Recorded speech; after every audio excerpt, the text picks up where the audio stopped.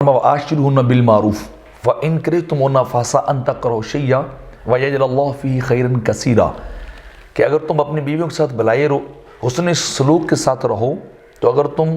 کو وہ ناپسند ہو تو ہو سکتا ہے تم کس چیز کو ناپسند کرو تو اللہ تعالیٰ اس میں بہت ساری بھلائی جو پیدا کر دے۔ اسلام کا منشا یہ ہے کہ میاں بیوی کے درمیان الفت، محبت اور پیار کا رشتہ جو ہے وہ قائم رہے،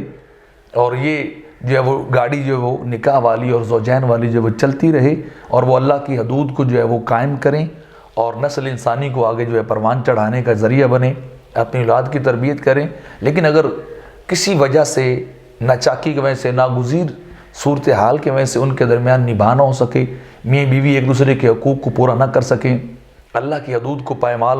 کرنے کا خدشہ ہو، تو پھر حکم یہ ہے کہ وہ ایک دوسرے سے جدا ہو سکتے ہیں، اور پھر مرد کو اختیار جو دیا گیا ہے کہ وہ اپنی بیوی کو جو ہے وہ طلاق جو ہے وہ دے سکتا ہے۔ لیکن بہرحال اللہ رب العزت طلاق دینے کو پسند جو ہے وہ نہیں کرتا۔ آقا علیہ الصلوۃ والسلام نے ارشاد فرمایا، عبداللہ ابن عمر روایت کرتے ہیں کہ اللہ رب العزت کو حلال کاموں میں سے سب سے ناپسندیدہ کام جو ہے وہ طلاق ہے۔ اللہ طلاق کو جو ہے پسند نہیں کرتا۔ اور اسی طرح حضرت معاویہ بھی بیان کرتے ہیں کہ آقا علیہ الصلوۃ والسلام نے ارشاد فرمایا کہ اللہ نے جن چیزوں کو حلال کیا ہے، ان حلال کردہ چیزوں میں ناپسندیدہ چیز اللہ کی بارگاہ میں جو ہے وہ طلاق ہے۔ یعنی اللہ طلاق دینے کو پسند نہیں کرتا، لیکن اگر کوئی ایسی صورتحال پیدا ہو جائے تو پھر شرعی طور پر مرد کو یہ اختیار جو ہے وہ دیا گیا ہے کہ وہ عورت کو طلاق جو دے سکتا ہے، عورت کو جو ہے اختیار جو طلاق دینے کا نہیں ہے۔ آج کل کچھ ممالک کے اندر جو ہے وہ ایسی قوانین جو ہے رائج ہیں اور نافذ ہیں کہ چاہے تو مرد بیوی کو طلاق دے دے، اور چاہے تو جو ہے وہ بیوی جو ہے اپنے میاں کو طلاق دے دے، اور اکثر ایسے واقعات جو ہے وہ ہو رہے ہیں۔ لیکن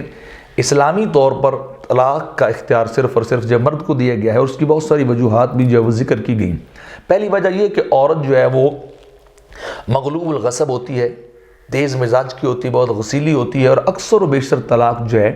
اسی کی ڈیمانڈ پہ دی جاتی ہے۔ جب بھی کوئی جھگڑا ہوتا ہے تو مجھے طلاق دے دو، مجھے فارغ کر دو، میں جانا چاہتی ہوں۔ تو اگر ایسے ہائپر شخص کو اختیار دے دیا جاتا تو آج کل جو طلاق کی ریشو چل رہی ہے، اس سے کئی گنا کئی فیصد طلاق جو ہے وہ زیادہ ہوتی ہے، اور جو ہے وہ منشا تھا اسلام کا کہ وہ میاں بیوی زوجین رہیں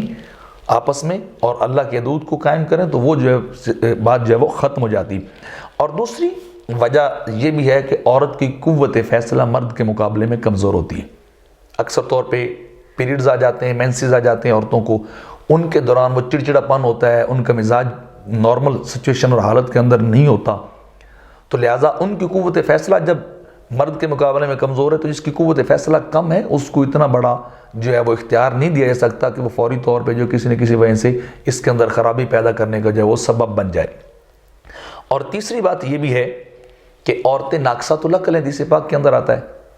کہ ان کی گواہی بھی مردوں کے مقابلے میں نصف رکھے گی، ناقصات العقل ہیں، تو جو ناقصات العقل ہیں انہیں جو ہے وہ بالکل پھر اختیار بھی نہیں دینا چاہیے۔ تو جو کامل العقل ہیں مرد، ان کو جو ہے وہ اختیار جو ہے وہ دیا گیا۔ اور چوتھی وجہ یہ بھی ہے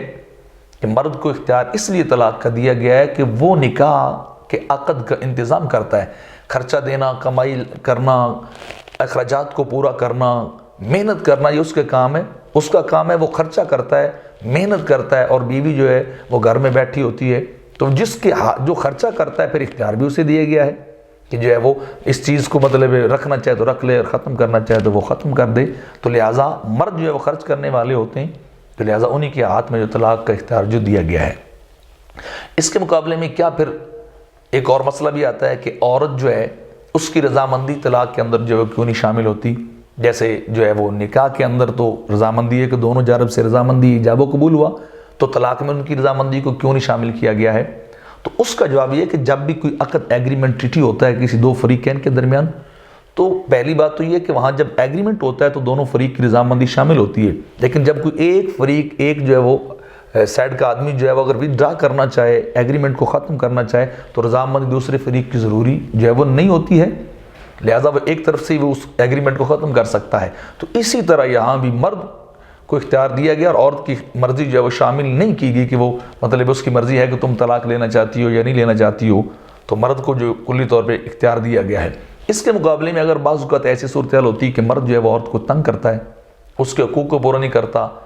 گھر کا جو نان و نفقہ پورا نہیں کرتا، خرچہ نہیں دیتا، یا فزیکلی انفٹ ہو جاتا ہے، عورت کے ساتھ وہ ظلم رکھتا ہے، اس کے حقوق کو پورا نہیں کر سکتا، یا عورت ہی جو ہے وہ اپنے میاں کو پسند نہیں کرتی، اس کی شکل اسے پسند نہیں ہے، یا کسی اور وجہ سے اس کا کریکٹر اسے پسند نہیں ہے، تو کیا اب اس کو نتھی کر دیں اس کے ساتھ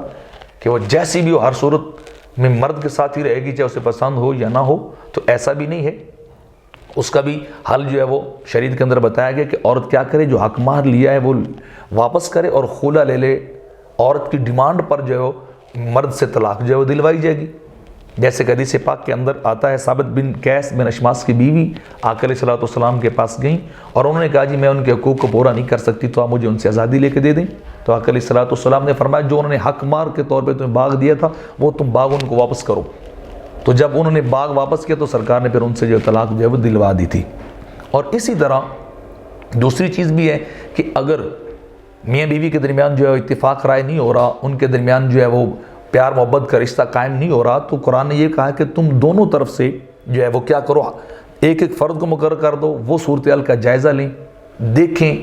ان کے درمیان اتفاق رائے کی کوشش کریں، صلح کی کوشش کریں، لیکن اگر وہ اس نتیجے پہ پہنچے کہ وہ صلح نہیں ہو سکتی، ایک دوسرے کے ساتھ آپ نہیں رہ سکتے، تو وہ بھی نکاح کو فسخ کر سکتے ہیں، تفریق جو ہے وہ کرا سکتے ہیں، اور یہ عورت کی ڈیمانڈ پہ بھی کیا جا سکتا ہے۔ اسی طرح کورٹ اور عدالت سے طلاق جو ہے وہ لی جا سکتی، لیکن اس کے اندر پھر صورتحال یہ ہونی چاہیے کہ جو ہسبینڈ ہے اس کو جو نوٹس دیے جائے، انفارم کیا جائے اور اسے بلایا جائے اور آ کے اس کو مسئلے کو دیکھا جائے، اور جج جب سمجھے، قاضی سب سمجھیں کہ میاں جو ہے اپنی بیوی کے حقوق پورا نہیں کر رہا ہے، اس کے ساتھ ظلم و زیادتی کر رہا ہے، تو وہ بھی اس نکاح کو جو ہے وہ فسخ جو ہے وہ کرا سکتا ہے اور ان کے درمیان جو جدائی جو ہے وہ کروائی جائے گی۔ تو لہٰذا ایسی صورتیں عورت کے لیے بھی بنائی گئی ہیں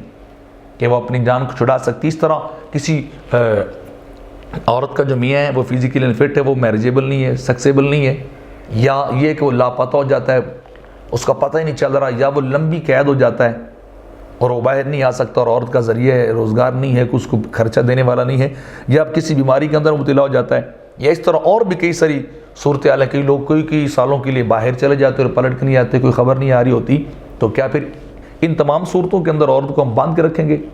تو حکم یہ ہے کہ نہیں، اس کو باندھا نہیں جائے گا، بلکہ اس کو جو ہے وہ آزاد کرایا جائے گا، نکاح کو تفریق فسخ کر دیا جائے گا، قاضی کے پاس جایا جائے یا جو حکمین ہیں ان کے پاس جایا جائے اور مقدمہ رکھ کے ان کے سامنے صورتحال کو رکھا جائے، اور اس کے بعد جو ہے ان کے درمیان تفریق جو کروا دی جائے گی، اور یہ تفریق جو ہے وہ نکاح کو توڑ دے گی، اور عورت جو ہے وہ آگے نکاح کرنے کی جو ہے وہ ایلیجیبل اور قابل ہو جائے گی، پھر وہ جہاں چاہے وہ نکاح کر سکتی ہے، یا اس کے ساتھ نہیں رہنا چاہتی تو یہ بھی شریعت اس کو اجازت جو ہے وہ دیتی ہے۔